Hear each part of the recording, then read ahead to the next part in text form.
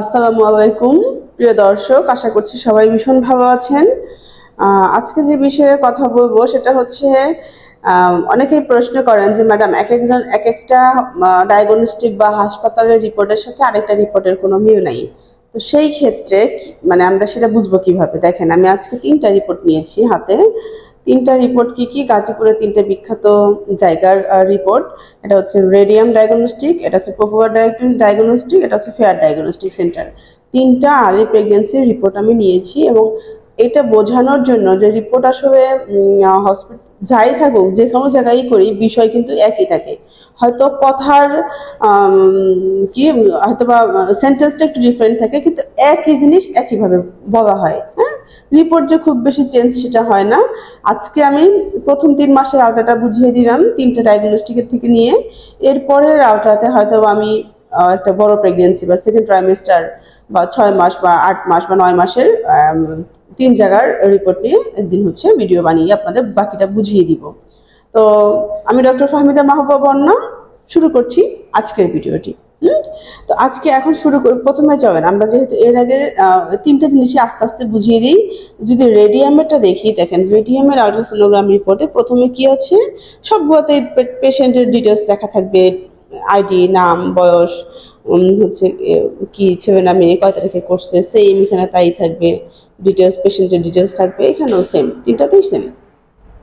তারপর হচ্ছে কি দেখবো আমরা, প্রথমে ইউরিনারি ব্লাডার মানে প্রস্রাবের থলি ভরা না হলে প্রথম 3 মাসের আওতাতে কিছুই দেখা যায় না। প্রথম 3 মাস প্রস্রাবের চাপ প্রচুর পরিমাণে লাগে, যেই কারণে ইউরিনারি ব্লাডারটা দেখাইতে হবে এটা ওয়েল ফিউড মানে পুরোপুরি ভর্তি কিনা, এবং প্রস্রাবের রেগুলার ইন আউটলাইন, প্রস্রাবের যে থলি সেটা ঠিকঠাক মতো আছে কিনা। মানে অনেক সময় প্রস্রাব ইনফেকশন থাকে, ওয়াল থিকনেস বেড়ে যায়। হ্যাঁ, তো ওয়াল থিকনেস ইজ নর্মাল, মানে প্রস্রাবের থলির যে ওয়াল, সেই ওয়ালের যে পুরুত্ব সেটা ঠিক আছে, তার মানে প্রস্রাব ইনফেকশন নাই।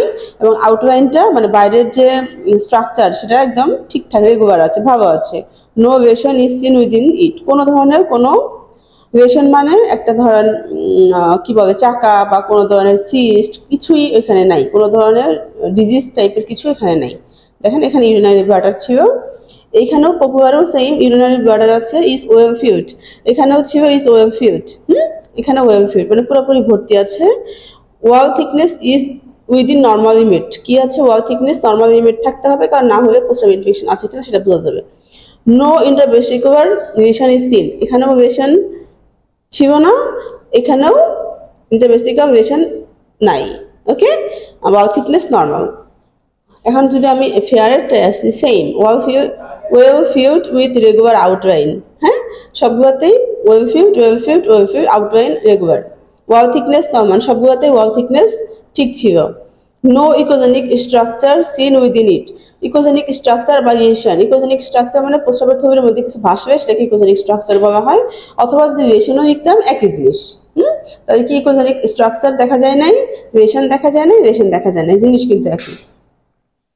তারপরে যদি যাই ইউটেরাস, যেহেতু আমাদের আর্লি প্রেগনেন্সি, আমরা কি দেখবো, ইউটেরাস গ্রাভিড।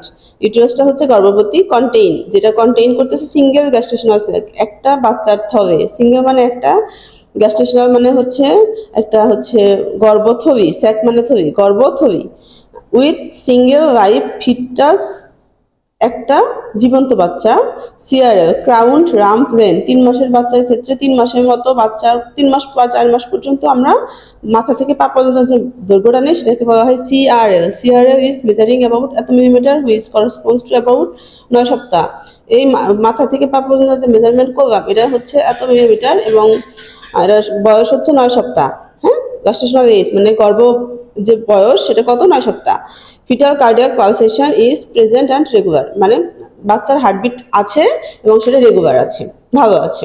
এখন দেখি পপুলার কি লিখছে। ইউটেরাস ইজ গ্রাভিড, ওখানেও সেম ছিল, মানে ইউটেরাস গর্ভবতী, কন্টেইন সিঙ্গেল গ্যাস্ট্রেশনাল স্যাক, একটা বাচ্চা হওয়ার বাচ্চার থলি কন্টেইন করতেছে উইথ রেগুলার ইকোজেনিক মার্জিন, মানে ওটার মার্জিনটা যে গর্ভথলি যে সেটার মার্জিনটা ঠিক আছে। আচ্ছা, তাহলে কি মিসা, fetal pole is seen inside the sac, স্যাকের ভিতরে বাচ্চার অংশ আসছে, উইথ রেগুলার কার্ডিয়াক পালসেশন মানে হার্টবিটটাও আসছে, হার্টবিট 164, প্রথম ট্রাইমিস্টারে হার্টবিট একটু বেশি আসতে পারে, 170-75 পর্যন্ত যেতে পারে।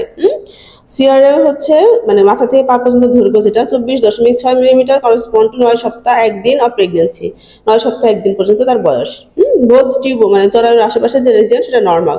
ইডিডি এত দেখছেন, এখানেও কিন্তু অ্যাডেনেক্সা আছে, এখানে হচ্ছে বোথ টিউব ইউরেনিয়ান রিজিয়ন যেটা এটাকে বলা হয় অ্যাডেনেক্সা, একই জিনিস।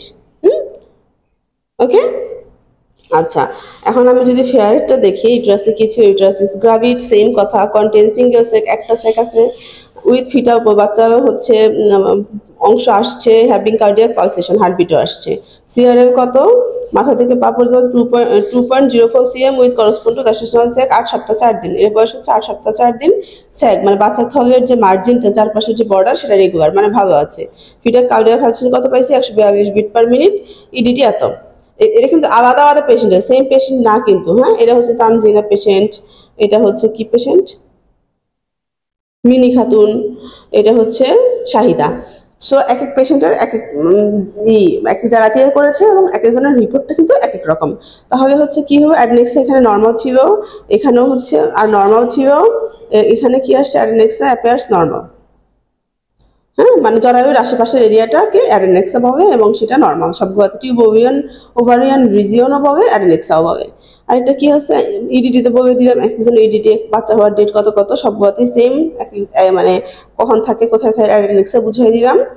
আর ইমপ্রেশন, সবগুলোর ইমপ্রেশন ইমপ্রেশন ইমপ্রেশন, মানে কমেন্ট লাস্টে। এটাকে এত বড় একটা রিপোর্ট করলাম, এই রিপোর্টের সবগুলোর রেজাল্ট লাস্টে কি আসে।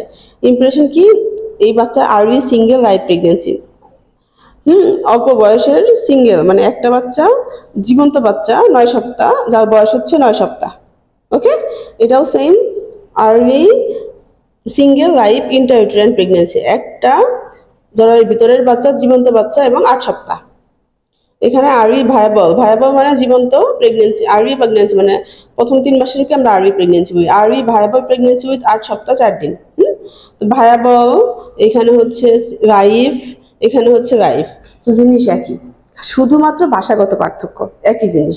প্রথম 3 মাসের আলট্রা রিপোর্ট আমরা এইভাবে বুঝে নেব, সেটা যে কোনো ডায়াগনস্টিক থেকে যে কোনো হাসপাতাল থেকেই করা হোক না কোনো, জিনিস একই। এরপরে আমরা হচ্ছে পরবর্তী ভিডিওতে হয়তো বা 6 মাসের বা পরের আর 6 মাস 8 মাস বা যে কোনো একটা জিনিস বুঝিয়ে দিব, কিভাবে বিভিন্ন জায়গায় ডায়াগনস্টিকের সাথে কিভাবে আপনি একই জিনিস বুঝে যাবেন কিভাবে। এটা আমি নেক্সট কোনো ভিডিওতে ইনশাল্লাহ আগে আলট্রাসোনোগ্রামের পেপার কালেক্ট করে আপনাদের বুঝিয়ে দিব। সো আশা করি দেখেন, আপনাদের প্রশ্ন ছিল যে আপনি এক এক জায়গা থেকে রিপোর্ট এক এক রকম হয় না, এক এক রকম হয় না, জিনিস একই, ভাষাগত একটু চেঞ্জ থাকে, এটাই।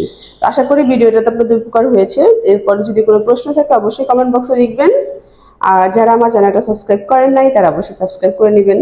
ভালো থাকবেন সবাই, আল্লাহ হাফেজ।